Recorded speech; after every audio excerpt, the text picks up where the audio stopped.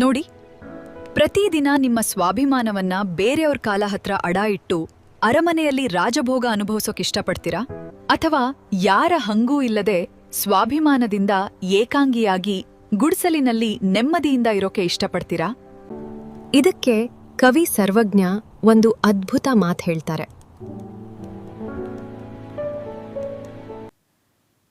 ಹಂಗಿನರಮನೆಗಿಂತ ವಿಂಗಡದ ಗುಡಿ ಲೇಸು, ಭಂಗಪಟ್ಟು ಉಣ್ಣುವ ಬಿಸಿ ಅನ್ನಕ್ಕಿಂತ ತಂಗಳು ಲೇಸು.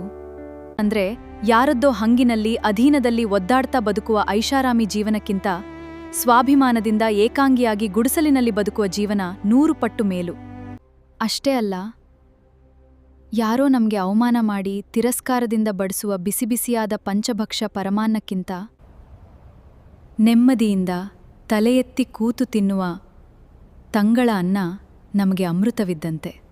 ಇವತ್ತಿನ ದಿನಗಳಲ್ಲಿ ನಾವು ಕೇವಲ ದುಡ್ಡಿನ ಹಿಂದೆ ಓಡ್ತಾ ಸೊಸೈಟಿಯನ್ನು ಮೆಚ್ಚೋದಕ್ಕೆ ಮೆಂಟಲ್ ಹೆಲ್ತ್ ಹಾಳು ಮಾಡ್ಕೊಳ್ಳೋ ಕೆಲಸ ಮಾಡ್ತೀವಿ. ಆದರೆ ನೆನ್ಪಿಡಿ, ನೆಮ್ಮದಿ ಮತ್ತು ಸೆಲ್ಫ್ ರೆಸ್ಪೆಕ್ಟ್ ಯಾವತ್ತೂ ಕಾಂಪ್ರಮೈಸ್ ಮಾಡ್ಕೋಬಾರ್ದು. ದುಡ್ಡು, ಅಂತಸ್ತು ಆಮೇಲೆ, ಮೊದಲು ನಮ್ಮ ನೆಮ್ಮದಿ ಮುಖ್ಯ.